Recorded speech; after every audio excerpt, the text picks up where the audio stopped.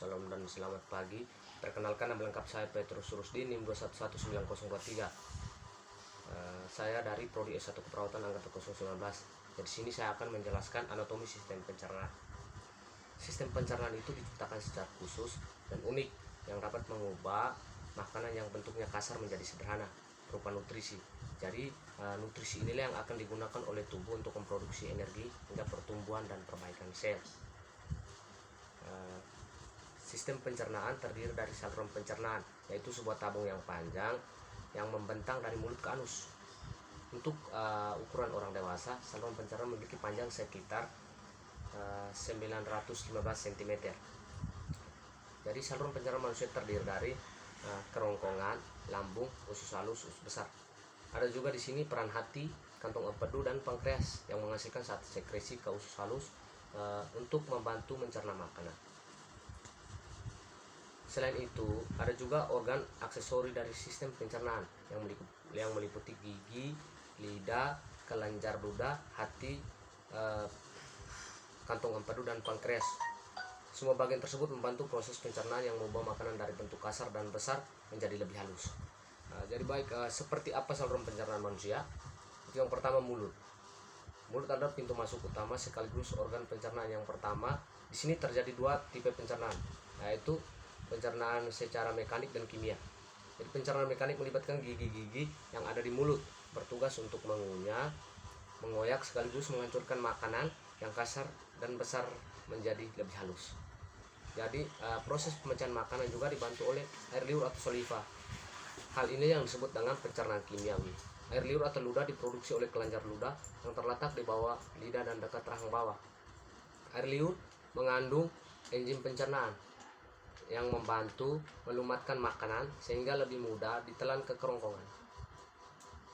Enzim pencernaan tersebut bernama enzim amilase. Jadi fungsinya untuk memecah karbohidrat atau pati dan gula.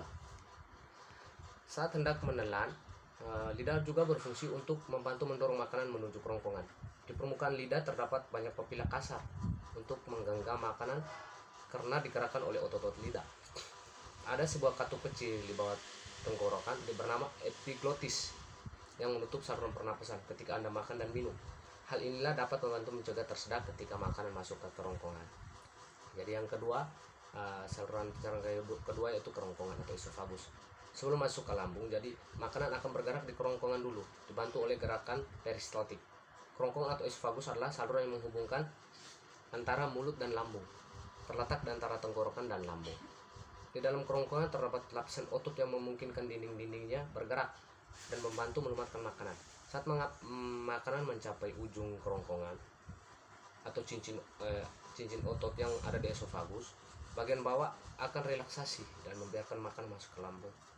Jadi cincin otot ini kemudian akan kembali menutup agar isi perut Anda tidak kembali naik ke kerongkongan. Yang ketiga yaitu lambung. Kita masuk ke lambung ya. Jadi lambung adalah organ seperti kantong berbentuk seperti huruf J dan memiliki dinding berotot yang kuat. Lambung terletak di sisi kiri rongga perut, lebih rendah dari diafragma. Rata-rata ukuran lambung adalah serupa dua kepalan tangan kita ya, yang diletakkan bersebelahan. Jadi lambung berfungsi sebagai tangki penyimpanan sekaligus mencerna makanan yang masuk ke dalam tubuh. Lambung akan mengeluarkan zat asam atau asam hidroklorat atau HCl dan enzim kuat untuk membantu memecah dan mencerna makanan.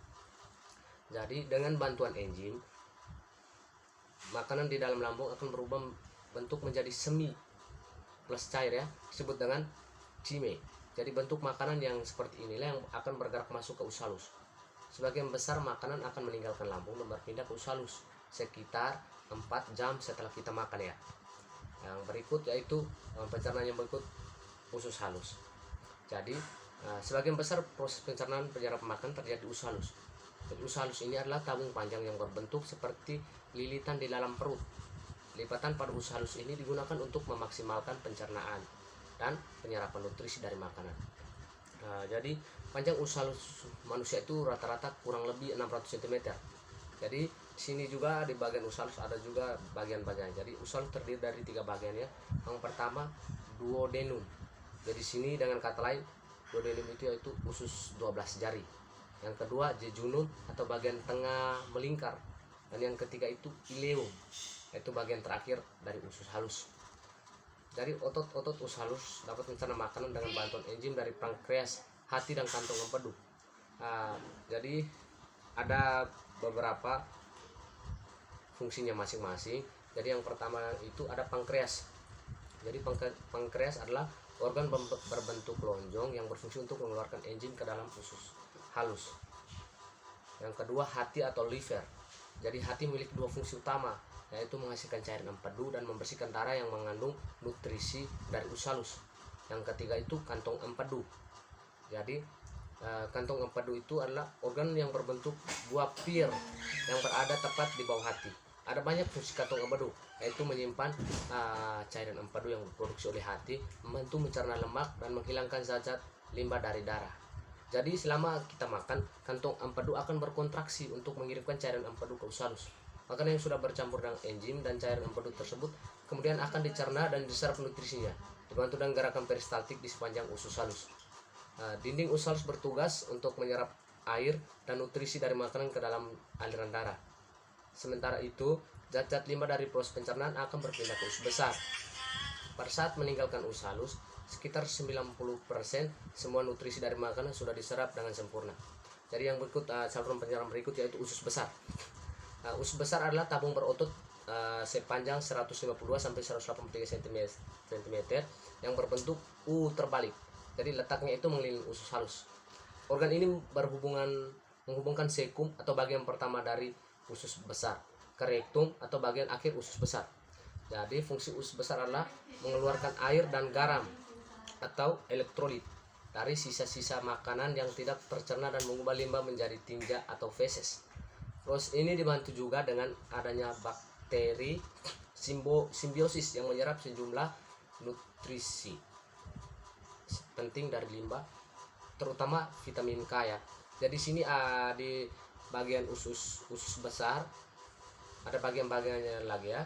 Jadi yang pertama itu sekum. Bagian pertama usus besar yaitu tempat perpindahan makanan dari usus halus ke usus besar. Yang kedua kolon ascendent. Jadi bagian usus besar yang bergerak naik terletak di kanan rongga perut. Yang ketiga itu kolon transversum, yaitu melintang dari arah kanan ke kiri di bagian atas rongga perut. Yang berikut itu ada kolon descendent, yaitu bagian usus besar yang bergerak turun terletak di kiri rongga perut. Yang berikut yaitu kolon sigmoid, bagian akhir usus besar yang berbentuk huruf S terhubung dengan rektum. Yang berikut rektum, tempat berkumpulnya tinja atau feses sebelum dikeluarkan lewat anus. Jadi zat-zat limbah yang masuk ke usus besar itu meliputi sisa makanan, cairan, dan sel tua yang berasal dari saluran pencernaan. Makanan yang masuk ke usus besar awalnya berbentuk semi cair, kemudian akhirnya merubah menjadi padat setelah kandung airnya diserap oleh tubuh. Jadi usus besar juga melakukan gerakan peristaltik yang berfungsi untuk membantu memindahkan feses ke rektum. Feses akan disimpan di kolon sigmoid sebelum terdorong ke rektum keluar lewat anus pada saat buang air besar. Feses biasanya membutuhkan waktu sekitar 36 jam untuk melewati usus besar. Jadi ketika gas atau tinja mulai masuk ke rektum, sensor akan mengirim sinyal ke otak. Berkat sinyal tersebut, otak akan memutuskan apakah gas atau tinja akan dilepaskan atau tidak. Jadi saat kita merasa ingin buang air besar, sebenarnya itu sphincter atau otot akan rileks dan rektum akan berkontraksi. Hal ini yang membuat feses keluar saat Anda buang air besar. Sedangkan ketika kita menahan buang air besar, sphincter tersebut akan kontraksi dan menahan supaya feses tidak keluar. Alhasil sensasi ingin buang air besar akan hilang sementara. Jadi yang berikut organ pencernaan berikut yaitu anus. Terakhir ya. Jadi anus adalah bagian terakhir dari saluran pencernaan. Anus terdiri dari otot-otot dasar, panggul, dan dua sphincter anal atau otot internal dan eksternal. Jadi otot dasar panggul membentuk sebuah sudut antara rektum dan anus. Fungsinya untuk menghentikan tinja keluar saat kita tidak ingin buang air besar.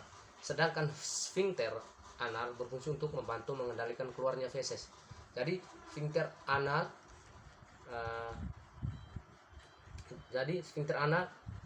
internal membantu mencegah Anda buang air besar pada saat kita tidur. Sedangkan setelah Anda menyadari ingin buang air besar, maka giliran sphincter eksternal yang membantu menahan feses agar tidak keluar sebelum kita sampai ke toilet. Jadi mungkin itu saja yang bisa saya jelaskan anatomi sistem pencernaan. Kurang lebihnya mohon dimaafkan. Terima kasih.